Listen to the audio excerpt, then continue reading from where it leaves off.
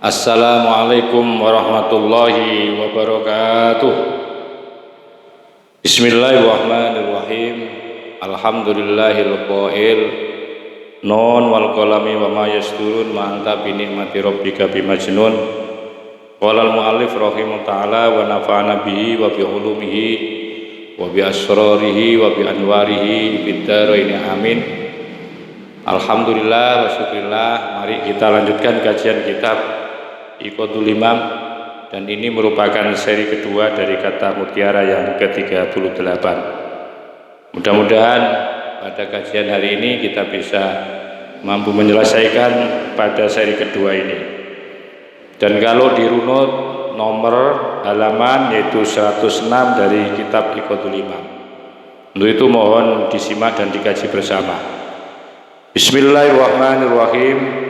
Fakaifa yarfa'u ila ghairihi makana huwa lahu wadi'an.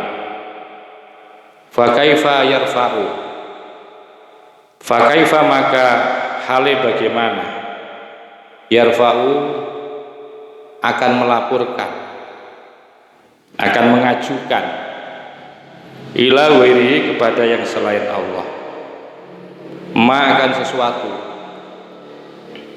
karena yang ada siapa Allah, huwa adapun Allah lahu bagi ma itu wadi'an yang menjadikan, atau Allah yang membuat. Bagaimana mungkin ya kita ini akan melaporkan segala sesuatu persoalan-persoalan kepada yang selain Allah, melaporkan kepada manusia, meminta tolong kepada makhluk ya, sementara bahwa segala sesuatu itu sumbernya dari Allah, yang menciptakan segala sesuatu itu adalah Allah.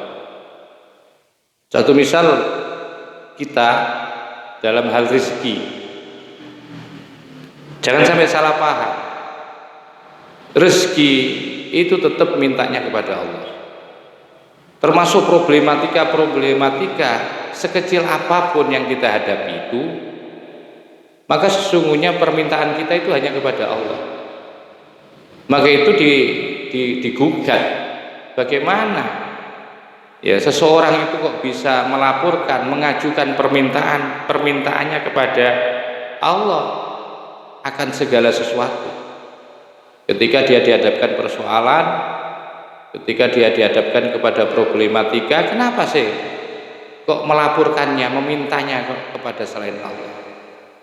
Padahal semua persoalan yang Anda hadapi itu semua yang menjadikan dan menciptakan Allah.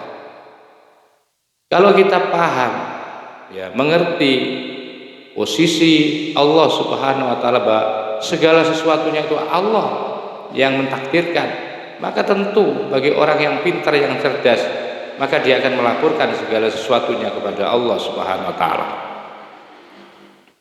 Qultu, saya katakan, katanya Ibnu Ajibah di dalam syarah ini, min qillati haya'il insani, dan itu namanya khabar muqaddam. Min qillati haya'il insani, itu sebagian daripada sedikitnya rasa malu dari manusia, dari seorang manusia. Jadi sedikit rasa malunya ya seorang manusia itu adalah ayyarfa'a. Adapun ini namanya mubtada muakhkhar, dan ia terdiri dari an harfu masdarin dan ketemu dengan yarfa fi'il mudhari', maka bimakna masdar itu. Jadi kalau dijadikan masdar, min qillati haya'il insani arraftu, begitu.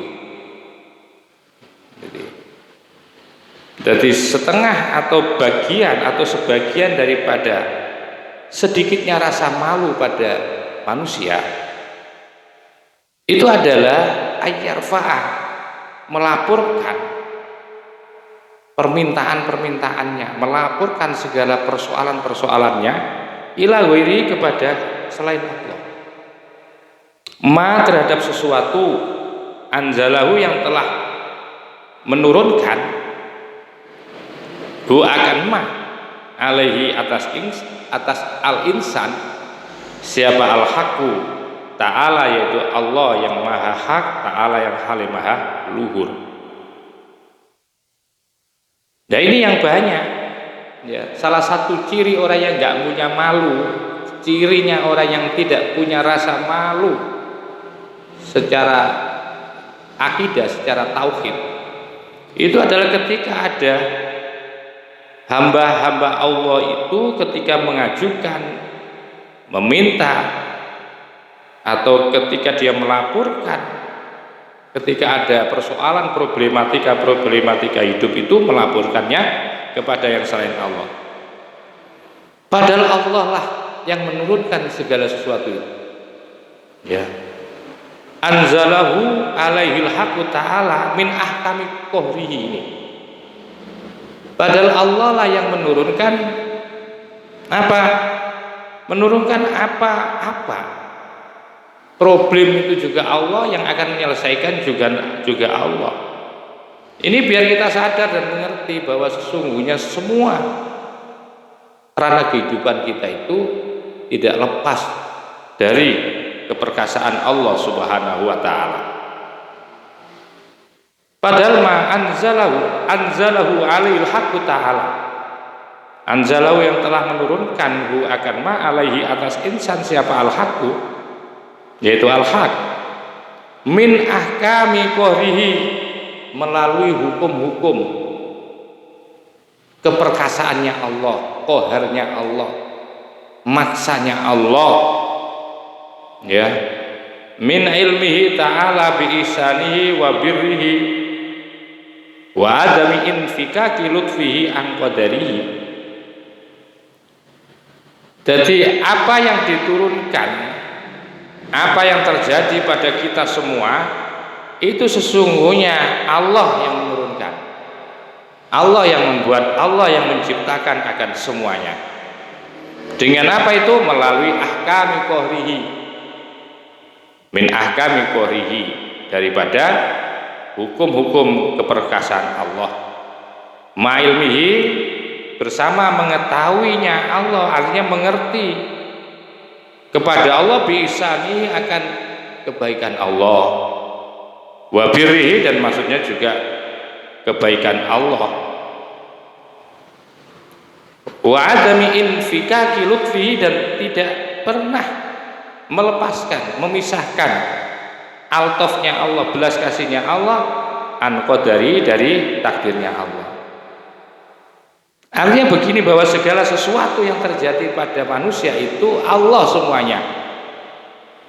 Dan kita harus ma'ilmihi, dengan apa yang namanya, dengan ilmunya Allah, dengan mengetahuinya kita kepada Allah, akan kebaikan Allah, dan akan tidak pernah lepasnya ya Allah dari altof-altofnya terhadap takdir-takdirnya. Dari altof-altofnya artinya dari setiap apa yang ditakdirkan Allah itu tidak pernah lepas dari kasih sayangnya Allah. Seperti orang sakit maksudnya, yang saya sebut dengan istilah awarid. Awarid itu kalau bahasa Jawanya anyar teko. Jadi sifatnya temporer, kadang-kadang datang. Lawan daripada lawazim itu adalah awarid. Peristiwa-peristiwa yang terjadi, yang datang, hilang, datang, hilang, datang. Lain dengan lawazim. Ya. Lain dengan lawazim. Dan bahwa apa yang terjadi pada diri kita sampai kepada takdir tidak enak, Allah tidak pernah melepaskan begitu saja. Artinya tanpa ada belas kasih sayang yang diletakkan di situ.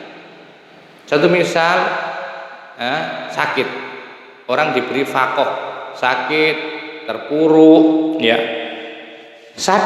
Sadarlah bahwa sesungguhnya sekalipun takdir itu tidak enak, tetapi Allah di situ masih tetap nitipkan, meletakkan apa? Altofnya, an lutfihi. Jadi wa adami infikaki lutfihi. Allah tidak pernah memisahkan altofnya, kasih sayangnya, an qadari, dari takdirnya Allah. Sampai takdir gak enak pasti tetap ada hikmahnya. Orang sakit satu misal, Iya, orang sakit saja. Itu pasti ada altofnya Allah. Yang biasanya orang, satu misal kita lihat ya, orang ketika sehat itu dibenci banyak orang, tidak pernah diziarahi orang, tidak pernah ditamui orang. Begitu orang ini sakit, yang semula orang ini dibenci orang karena sakit, maka Allah diberikan apa? Orang kemudian menjenguk, dan menjenguknya pun bukan tanpa bawa apa-apa atau dengan tangan kosong. Mereka masih membawa sesuatu yang ketika sehat ia tidak peroleh, tidak pernah makan buah satu misal ketika sehat, tapi ketika sakit disuruh ada altaf Allah yang diberikan, ya, melalui banyaknya orang yang menjenguk dengan membawa jajan, membawa buah-buahan. Ini hal sederhana, contoh sederhana saja maksud saya, bahwa Allah itulah yang mengatur segala-galanya. Maka itu salah besar kalau ada orang melaporkan terhadap problem kehidupan sampai hal yang terkecil, urusan dapur pun kita harus melaporkan kepada Allah, memintanya hanya kepada Allah Subhanahu wa taala. Qala dawuh siapa Syekh Abdul Hasan Asy-Syadzili, yaitu Abu Hasan Asy-Syadzili. Ada yang baca Asy-Syadzili ya. Radhiyallahu anhu.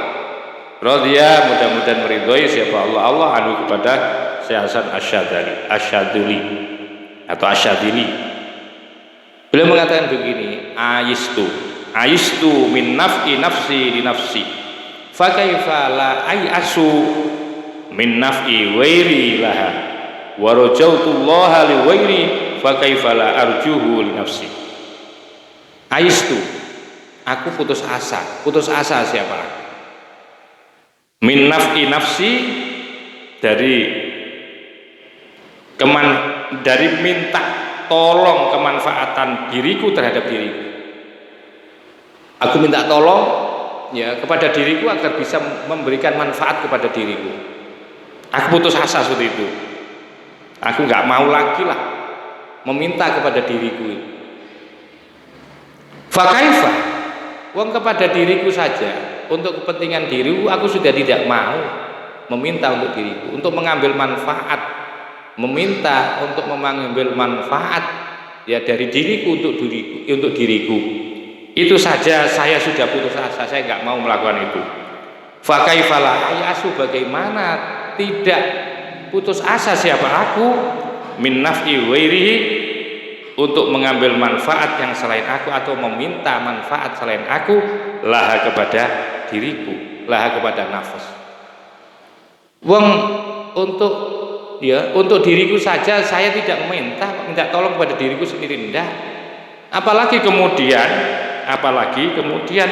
bahwa itu untuk orang lain, untuk yang lain. Maka itu bagaimana aku tidak putus asa, ya, untuk meminta manfaat kepada yang selain aku. Bagaimana mungkin aku tidak putus asa? Untuk diriku, untuk minta tolong, ya, untuk mengambil manfaat, ya, diriku terhadap diriku, itu saya tidak melakukan, saya sudah putuskan itu. Bagaimana mungkin kemudian aku harus meminta sesuatu, ya, sesuatu dari yang lain diriku. Meminta pada diriku sendiri itu saya tidak mau. Sehingga itu warajautullah liwairi, warajaitu, dan aku berharap Allah kepada Allah liwairi, untuk selain aku. Fakaifala arju, loh, wong aku mengharap, meminta, melaporkan segala sesuatu yang bukan untuk kepentinganku, bukan untuk diriku, itu saya mintakan kepada Allah, saya berharap kepada Allah. Bagaimana mungkin fakaifala arju, bagaimana mungkin saya tidak mengharapkan siapa aku kepada Allah linafsi, untuk diriku. Tentu menjadi kewajiban, menjadi wajib ya, murakab, wajib di atas wajib, itu tentu ya. Untuk yang lain saja saya mintakan kepada Allah, tentu untuk diri saya wajib hukumnya untuk meminta, berharap kepada Allah Subhanahu wa taala. Wa qala, dan dawuh ya ba'dul arifina, sebagai orang-orang ahli ma'rifah, orang-orang yang sudah kenal kepada Allah, minal mukasyifina, ya, sebagian daripada orang-orang yang sudah mukasyaf, Mukasyaf itu orang yang diberikan kemampuan untuk mampu melihat sesuatu yang belum terjadi, tapi diberikan kekuatan oleh Allah, dibukakan oleh Allah untuk bisa melihatnya. Radhiyallahu anhum, mudah-mudahan Allah meridhai anhum kepada mereka. Kilali. Jadi katanya si sebagian arifin mengatakan, aku pernah dikatakan kepada aku, ditanya kepada aku, fi naumin, tentang tidur, kalyakdoti, seperti keadaan sadar, tentang tidurnya orang mukasyafa itu kok kayaknya tidurnya itu hanya matanya doang, hatinya kok nyambung kali itu. Apa betul seperti itu, bahwa orang tidurnya orang-orang yang sudah makrifah kepada Allah itu tidurnya dalam keadaan sadar?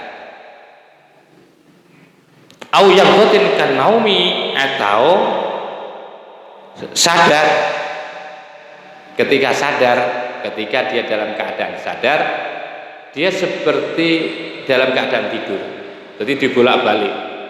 Apa seperti itu? Ya. La tubdiyanna abda yubdi. Ya, la tubdiyanna, jangan sekali-kali engkau menampakkan. Ya, ini yang dimaksudkan itu tadi. Jadi orang alim ma'rifah itu ya tidak pernahlah menampakkan akan akan kehebatannya. Ya, seperti halnya dulu katanya kalau Gus Dur itu ikut rapat, justru beliau tidur, tapi beliau sadar menerima ya dari dari hasil rapat itu, justru beliau sangat mampu sangat bisa menyimpulkan apa yang diperbincangkan dalam rapat, padahal beliau dalam keadaan tidur, tapi mampu itu dilakukan seperti itu. Seakan-akan beliau tidak mengandalkan akan kemanfaatan badannya itu. Kalau ya kan, kemanfaatan badannya artinya bahwa dengan cara itu bahwa pikirannya cerdas, itu akhirnya mengandalkan pikirannya, ma'rifahnya bisa melihat, lisannya pintar ngomong, seakan-akan itu yang mampu mempengaruhi banyak orang tuh karena apa? Hebatnya lisannya ngomong. Nah itu kemudian oleh Gus Dur dulu kan ditampakkan seperti itu. Dari ketika rapat dia dalam keadaan tidur, justru waktu tidur itu dia mampu kalyakdot, seperti orang yang dalam keadaan sadar. Luar biasa. Maka itulah tubdiyanna, janganlah kamu sekali-kali menampakkan, memperlihatkan fakotan, akan kefakohan, akan kemiskinan, ya, akan kemiskinanmu itu jangan sampai ditampakkan, akan butuhmu itu jangan sampai ditampakkan. Kalau kamu tampakkan, kalau kamu eber-eber, kamu perlihatkan ya ketidakberdayaanmu ya di hadapan manusia, itu ketidakberdayaanmu di hadapan manusia biar dikasihani, biar mendapatkan ketertarikan orang lain karena melihat kamu itu dalam keadaan fakoh, miskin, papa, ya, fakir, maka fa'udha'ifuha, maka aku akan lipatkan akan fakoh, akan kemiskinan. Ya. Alaika, atasmu, mukafaatan, akan menjadi balasan lisu'i adabika, karena jelek etikamu. Etika seperti itu jelek, gak benar kamu menang. Seakan-akan Gusti Allah itu ya, Gusti Allah gak bertanggung jawab kepada kamu. Kalau kamu menampakkan betul akan kemiskinanmu, kefakiranmu di hadapan manusia, maka akan aku lipat gandakan. Karena saya anggap penampilan kamu dengan ingin dibelas kasihani orang itu penampilan yang menunjukkan seakan-akan Allah tidak bertanggung jawab kepada kamu. Kalau modelmu seperti itu biar mendapatkan belas kasih orang, Padahal semua ya sumber yang memberi itu saya. Ya, kok kamu kemudian kamu sandarkan semua permintaanmu kepada yang selain aku, selain Allah, maka itu sama kamu itu mukafaatan, sama mempersamakan lisui sama dengan lisui adabika, karena jelek etikamu. Kamu itu termasuk orang yang punya su'ul adab, itu soal adab. Wa khurujika, dan keluarmu ila haddi ubudiyatika, itu dianggap kamu itu sudah keluar kemana? Ila haddi ubudiyatika, kepada batas ya sifat-sifat kehambaanmu kepada Allah. Semestinya kamu itu menghamba kepada aku, bukan kamu lemproh ya, sujud tidur menghamba kepada yang selain aku. Kalau itu kamu lakukan seperti itu, ya kamu itu sudah keluar dari batas-batas penghambaanmu kepada Allah. Padahal hidup itu, ini yang perlu kita sadari, bahwa sesungguhnya innama ibtalaituka, sesungguhnya ibtalaitu, menguji siapa aku kepadamu, bil faqati, dengan sifat butuh. Ya, sifat butuh aja, saya artikan butuh. Saya katakan lagi, la tubdiyan faqat, jangan kamu tampakkan, jangan sekali-kali kamu tampakkan faqatan, akan kebutuhanmu kepada yang selain aku. Ya, kalau kamu seperti itu, fauda ifwa, maka aku akan lipatkan akan faqah kebutuhanmu. Kamu semakin miskin karena kamu tidak punya etika yang bagus. Sama kamu dengan mencampakkan akan aku, itu nggak benar itu dalam etika kita kepada Allah, dan itu dianggap kamu itu sudah keluar dari batas kehambaanmu. Karena sesungguhnya hidup itu innama ibtalaituka, sesungguhnya aku mengujimu bil faqati, dengan sifat butuh, dengan fakir, dengan miskin, itu memang aku uji kamu dengan cara seperti itu. Litafzi'a, agar supaya kamu itu bisa mengungsi, bisa berpindah kamu itu ilayya kepadaku, minha, pada saat faqor, pada saat butuh kamu miskin itu, biar kamu cepat berpindah mencari aku. Begitu maksudnya Allah, bukan mencari yang selain aku. Coba ketika kamu dihadapkan kepada persoalan hidup, mulai dari hal yang terbesar sampai terkecil urusan dalam rumah tangga ini, coba kamu lari cepat, ngungsi kembali kepada Allah Subhanahu wa Ta'ala, pasti akan dipenuhi. Karena itu termasuk cara-cara Allah biar kamu kembali kepada Allah, dengan diuji, ya, diberikan keterbatasan, diberikan kemiskinan, kekurangan, banyak problem, ya, banyak masalah, diuji dengan cara itu, ditafzi, agar supaya kamu bisa, yaitu pindah ilayya kepadaku, minha, dari faqah, wa tadarru'a, dan kamu bisa tadarru' dia dengan keadaan faqah itu, ladaya, kepada aku, wa tawakkal, dan kamu bisa tawakal dia di dalam keadaan faqah. Saya lanjutkan terkait dengan bagaimana bersikap kita sebagai hamba Allah ketika kita membutuhkan sesuatu.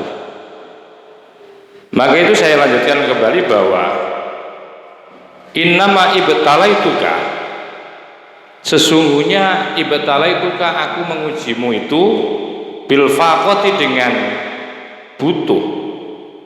Jadi butuh itu juga bagian daripada ujian Allah, dalam arti bahwa yang namanya orang butuh itu menunjukkan bahwa orang itu tidak mampu.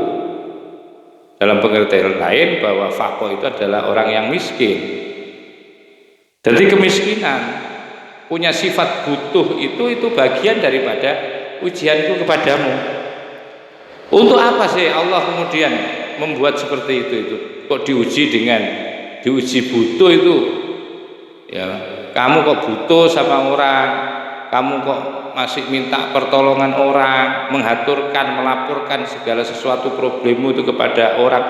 Itu ingat, itu bagian daripada apa? Bagian daripada ujian yang dibuat oleh Allah Subhanahu wa Ta'ala. Ketika dalam kondisi kamu itu butuh, kita butuh, maka tujuan Allah adalah litufazzi'a, bisa dibaca litufazzi'a. Ya, ada beberapa kata-kata di sini. Ada yang saya lebih condong litufzi'a, agar supaya kamu itu bisa mengungsi. Mengungsi itu artinya berpindah ilayya kepada aku. Begitu saya buat kamu butuh, ya, butuh atas persoalan yang kamu hadapi, ya, apakah kamu pengen persoalan itu cepat selesai, atau kamu itu butuh kepada sesuatu yang bersifat materi, ya, kebutuhan-kebutuhan kamu itu semuanya agar supaya kamu itu bisa cepat pindah gitu loh, mengembalikan, agar sadar, agar nyadar kita itu kembali kepada Allah Subhanahu wa taala. Litafzi'a ilayya minha, dari faqah. Jadi akhirnya butuh kita itu hanya kepada Allah, sehingga Allah itu membuat ujian berupa butuh dalam bentuk fakir, miskin itu, agar supaya begitu mengembalikan semua persoalan itu kepada Allah, mengaturkannya. Watatadorro'a, dan agar supaya kamu bisa tadarru, beribadah, DP, ya, bisa beribadah, bisa menjadi sadar kamu tidak lagi congkak. Akhirnya kamu menjadikan seorang hamba, watatadorro'a, dan kamu akhirnya menjadi beribadah biar karena butuh. Akhirnya kamu menangis di saat malam, ya, dengan sholat tahajud, sholat hajat. Itu loh maksud dan tujuan Allah, ingin mengembalikan semuanya itu agar supaya kamu kembali beribadah kepada Allah. Wa tatadorro'a, dan kamu bisa beribadah biar dengan keadaan butuh itu ladaya kepadaku. Kemudian wa tatawakkala, dan agar supaya kamu juga bisa bertawakal, memasrahkan fiha, terhadap kondisi faqah. Ya, dalam kondisi butuh, dalam kondisi fakir, dalam kondisi miskin itu, biar kamu bisa menyerahkan kepada Allah Subhanahu wa taala, fiha, atas faqah alayya, kepada aku. Sehingga sabaktuka, dan aku akan mencetakmu bil faqoti, dengan faqah itu. Sehingga faqah, butuh itu akan menjadi sesuatu yang tercetak, sudah dicetak. Andaikan itu sebuah tempat, itu menjadi tempat untuk mencetak. Dalam kondisi kamu faqah kepada Allah, ya, artinya dengan diberikan faqah itu yang merupakan bagian ujian daripada Allah kepada manusia biar kembali kepada Allah. Dan ketika sudah mengembalikan seluruhnya kepada Allah, memasrahkan kepada Allah, maka oleh Allah sabaktuka bil faqah, saya buat, saya cetak, nah ini, saya buat kamu itu agar apa? Agar punya sifat faqah, agar kamu butuh kepada Allah itu, litasira biha zahaban khalisan. Ini litasira, agar supaya menjadi kamu biha, dengan faqah, dengan butuh, dengan keadaan miskin itu, apa? Dijadikan oleh Allah agar supaya kamu menjadi zahaban khalisan, menjadi zahab, menjadi emas yang murni. Ibaratnya kalau diibaratkan seperti apa? Seperti emas, maka akan dijadikan emas yang murni. Maka itu fala taziwanna, maka jangan sekali-kali kamu itu berpaling ba'das sabqi, setelah dicetak. Kalau sudah dicetak seperti itu, akan dijadikan emas murni oleh Allah, maka jangan pernah berpaling untuk mencari selain Allah, untuk mengaturkan laporan kepada yang selain Allah. Jangan sampai melaporkan kepada yang selain Allah, laporkan kepada Allah, ya. Jangan sampai mengabaikan, jangan sampai kamu melupakan permintaanmu kepada Allah kalau sudah dicetak. Maka itu fala tazighanna, janganlah kamu sekali-kali berpaling ba'da sabqi setelah dicetak. Wasamtuka bil faqah, wasamtuka dan aku menandai, wasamtuka dan aku menandai ka kepadamu bil faqah, dengan faqah. Ingat Pak, ingat bahwa yang namanya faqah itu menjadi simbol, menjadi ciri, menjadi tanda daripada hamba, daripada manusia. Manusia itu memang butuh, ya. Ketika sudah dibuat, sudah dicetak, ya, sifat butuh itu agar supaya kalau diibaratkan tambang itu bisa menjadi emas yang murni, ya, sehingga itu akan menjadi butuh. Sifat butuh itu menjadi tandamu, tanda manusia, tanda seorang hamba itu menjadi butuh. Itu bisa itu manusia itu fakir, begitu loh. Wahakamtu, dan sekaligus wahakamtu, dan menetapkan siapa aku li nafsi, kepada diriku, bil ghina, bil ghani, dengan sifat kaya. Dan aku ketika kamu saya tandai, saya sifati, ya, saya tandai bahwa hamba makhluk manusia itu dengan sifat butuh, dan aku ingin menegaskan bahwa aku yang kaya. Aku akan menetapkan diriku bahwa diriku adalah zat yang maha kaya. Begitu posisi penghambaan kita kepada Allah itu seperti itu. Harus bisa memposisikan Allah sebagai zat yang maha kaya, memposisikan kita sebagai hamba Allah itu sebagai hamba yang faqih, hamba yang butuh, hamba yang miskin, hamba yang fakir. Sekalipun alim, kita harus tunjukkan di hadapan Allah nggak ada apa-apa. Sekalipun kita kaya, kita karismatik, kita punya banyak, ya, kehebatan-kehebatan, tetap kita itu sebagai hamba yang faqih, hamba yang miskin. Fa'in wasoltah, kalau kamu sudah seperti itu, menunjukkan sebagai hamba yang faqih, hamba yang butuh, maka fa'in wasoltah, maka jika datang siapa engkau dengan membawa faqih, jika kamu mengajukan, ya, datang dengan faqih itu bi kepada aku, wasoltuka, maka aku akan datang kepadamu bil ghina, dengan kaya, dengan sifat kaya. Saya ulangi lagi, nanti enak begini saya baca, wa hakamtu li nafsi bil ghina, dan aku tetapkan li nafsi, akan diriku, bil ghina, dengan sifat kaya. Dan jika fa'in wasoltaha, dan jika kamu datang dengan membawa faqih ketika menghadap kepada aku, datang kepada aku, kamu menyatakan dirimu adalah hamba yang butuh kepada Allah, hamba yang miskin, hamba yang melarat, hamba yang terpuruk, datang kepadaku, asoltuka bil ghina, pasti aku akan datang kepadamu dengan keadaan kaya. Akhirnya akan saya penuhi apa yang menjadi kebutuhan-kebutuhan kamu. Ketika kamu membawa sifat miskinmu, ketika kamu membawa butuhmu itu kepada aku, kepada Allah, maka akan aku jawab, aku penuhi dengan kekayaanku.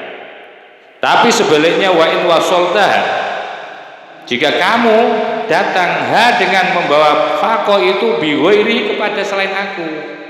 Tapi kalau sifat faqihmu, kamu melaporkan, mencurhatkan semua persoalanmu, kamu mintakan kepada yang selain aku, minta kepada bosmu, ya, melaporkan kepada komandanmu, melaporkan kepada pimpinanmu, melaporkan kepada juraganmu, kamu laporkan seakan-akan dia, ya, yang memberi itu seakan-akan dia yang sejatinya memberi. Kalau kamu dengan caramu, kemiskinanmu, kebutuhanmu kamu haturkan kepada yang selain aku, kotok tu maka aku akan memutus angka kepadamu, memutus kepadamu mawadah maunati, akan bahan-bahan dasar pertolonganku.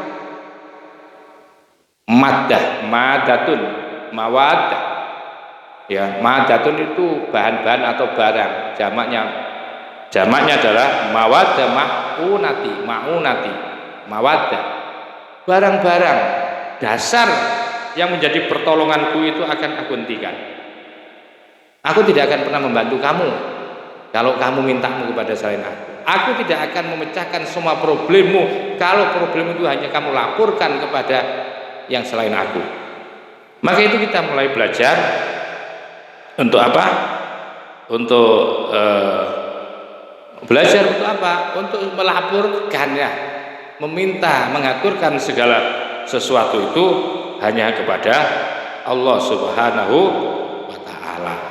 Karena insya Allah dengan cara seperti itu, maka kita akan akan diberikan pertolongan oleh Allah Subhanahu wa Ta'ala. Kalau sudah seperti itu, maka kamu akan tordon lakaan babi. Kalau kamu sudah tidak mencari aku, kamu tidak mencurhatkan semuanya kepada aku, tidak melaporkan kepada aku, ya, itulah yang menjadi asbabi, menjadi sebab-sebabku tordon laka, mengusir kamu, tak usir kamu, anbabi dari pintuku, ya, dari pintuku. Ini bahaya ini. Orang yang melaporkan, mencurhatkan, meminta segala sesuatu kepada Allah, kepada yang selain Allah. Sampai urusan dapur pun itu harus kita minta kepada Allah. Urusan garam, hati tapi enggak pas kemudian lesan, enggak, hati kita iljakan, itimatkan kepada Allah. Anda pernah dengar kan Nabi Musa itu urusan roti loh minta kepada Allah, sampai dijelaskan di dalam Al-Quran. Ya, itu Nabi Musa urusan roti itu loh. Dia ingin makan, nggak ada yang dimakan loh, sampai minta kepada Allah Subhanahu. Beliau curhatkan, beliau haturkan, beliau laporkan hanya kepada Allah. Tapi kalau kemudian kita laporkan kepada yang selain Allah, bahwa yang menyelesaikan persoalan itu adalah makhluk, bahwa yang berizeki adalah makhluk, ya ingat, itu menjadi sebab tordon laka, menjadikan sebab terusirnya tordon, menjadi mengusir laka kepadamu anbabi dari pintuku. Faman wakal tahu, faman maka adapun barang siapa wakal tahu yang telah memasrahkan siapa engkau kepada man ilaya, kepada aku, malaka maka akan memiliki siapa. Artinya begini, faman wakal tahu ilaya, barang siapa wakal tahu kamu pasrahkan kepada man ilaya, kepada. Artinya begini, barang siapa yang menyerahkan semua persoalannya itu kepadaku, begitu loh enaknya. Barang siapa yang kamu menyerahkan ya segala sesuatunya itu kepada aku, malaka pasti akan aku kendalikan. Nanti ada di dalam kuasaku, ada di dalam kepemilikanku. Malaka maka bahkan memiliki siapa. Waman wakal tahu ilahi halaka. Waman dan barang siapa wakal tahu yang kamu wakilkan akan sesuatu ilahi kepada man halaka pasti akan rusak. Tapi kalau kamu pasrahkan persoalanmu, kamu haturkan permohonanmu, permintaanmu kepada selain Allah, halaka pasti akan hancur, akan musnah. Sebab itu summa bayyana, kemudian menjelaskan musannaf wajhat ta'ajjubi, ya, wajhat ta'ajjubi faqala. Summa bayyana, kemudian menjelaskan siapa musannaf wajhat ta'ajjubi, dari sisi keterheran-heranan. Jadi juga akhirnya musannaf itu terheran-heran lagi terhadap kondisi orang yang seperti itu ya. Faqala, maka kemudian beliau berkata, kita lanjutkan saja ini biar selesai pada kata mutiara ke-38 ini. Beliau mengatakan begini di dalam ketaajubannya, man lam yastati ayyarfa hajatan an nafsihi fa kaifa yastati'u ayyakuna laha an ghairi rafi'ah. Man la yastati'u, man barang siapa itu la yastati'u tidak mampu, siapa man ayyarfa hajatan, untuk memenuhi, untuk mengaturkan, ya, untuk mengaturkan hajatan, suatu hajat an-nafsi dari dirinya man. Barang siapa ya, la yastati'u, yang tidak mampu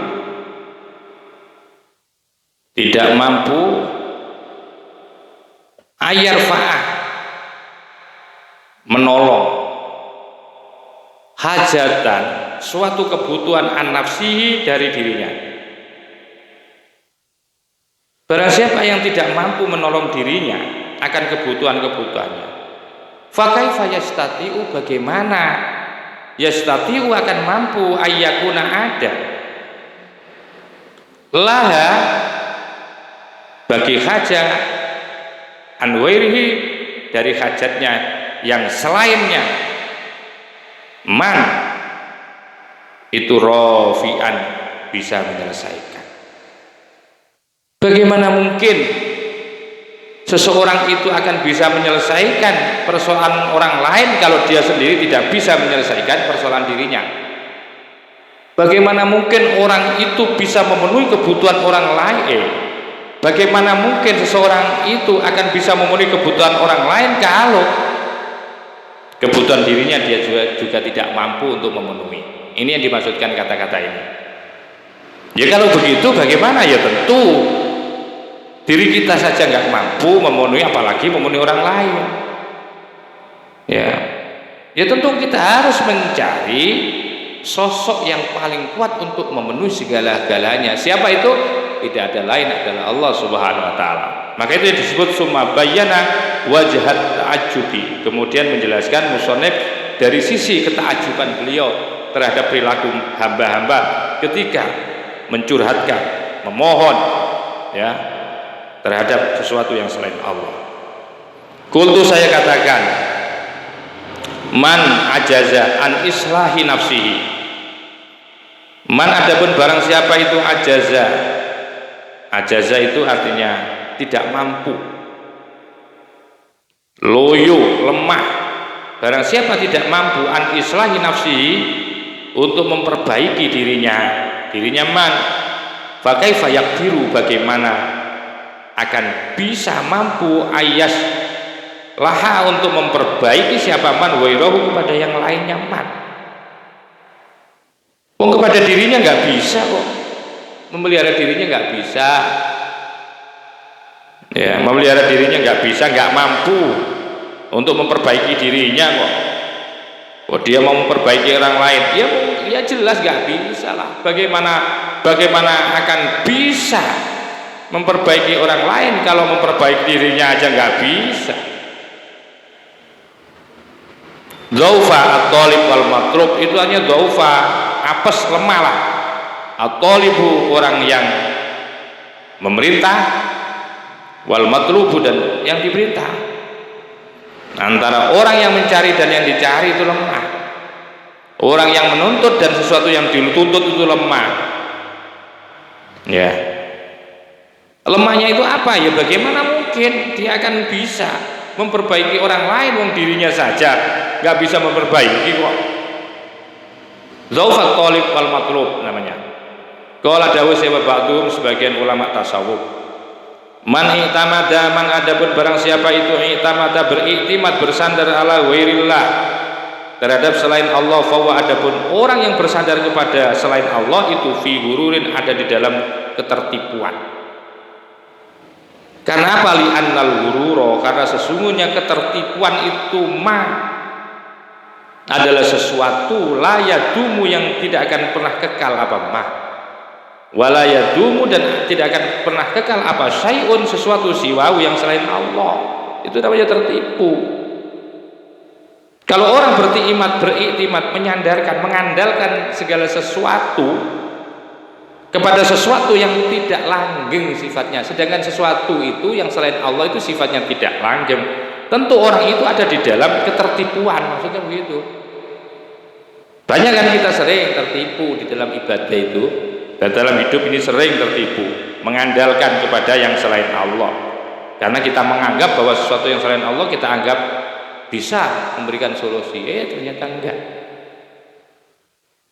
Wala yadumu, dan tidak akan pernah kekal apa syai'un sesuatu siwa yang selain Allah. Wa huwa, dan adapun Allah itu ad-daimu, zat yang langgeng, al-qadimu, dan zat yang paling dahulu, alladzi lam yazal, yang tidak pernah sirna siapa Allah, wala yuzalu, dan tidak pernah disirnakan siapa Allah. Allah enggak pernah sirna dan tidak ada satupun yang bisa menyirnakan Allah. Wa atauhu, adapun pemberian Allah, wa fadluhu, dan karunia Allah itu daimani, selalu langgeng keduanya. Fala ta'tamidu, maka jangan pernah mengandalkan siapa engkau illa alaman, kecuali terhadap zat yadumu, yang langgeng siapa yadumu, yang langgeng laka bagimu, minhu, daripada man aidat apa al-atau, pemberian, wal fadlu, dan karunia. Maka itu kita belajarlah sekarang beriktimat kepada Allah, karena Allah itu adalah zat yang terus menerus memberikan akan karunia-Nya. Maka itu jangan beriktimat kepada sesuatu yang selain Allah. Jadi boleh Anda beriktimat itu kecuali kepada zat yang langgeng, langgeng memberinya, langgeng karunia-Nya, langgeng rahmat-Nya. Siapa lagi kalau itu bukan Allah? Ya tentu hanya kepada Allah kita beriktimat. Summa innal i'timada, kemudian sesungguhnya beriktimat menyandarkan diri Allah kepada Allah. Waraf al hawaiji, dan mengaturkan beberapa tujuan hajat-hajat ilaihi kepada Allah. Warujua, dan selalu kembali fi kulli nawazili, pada setiap musibah-musibah yang turun. Ya, kembalikan ilahi kepada Allah. Sababu, yang mana sebab daripada musibah-musibah yang turun itu, atau al-madkur sababu, adapun sebab-sebab al-madkur. Al-madkur itu tadi termasuk nawazil, ulu nawazil itu sebabnya adalah husnudzon bi kepada Allah, kama asyara, sebagaimana telah mengisyarakan siapa musannif ilaihi terhadap ma dikauli, sesuai dengan daunnya musannif, nanti masuk kepada tema kata mutiara 39. Ya, ini sampai di sini. Mudah-mudahan kajian pada kata mutiara 8 dan menjadi seri kedua ini berakhir. Mudah-mudahan jadi ilmu yang manfaat dan kita semakin mantap bertauhid kepada Allah Subhanahu wa taala. Dan kita akhiri dinas siratal mustaqim. Wallahul muwaffiq ila aqwamit thoriq. Wassalamualaikum warahmatullahi wabarakatuh.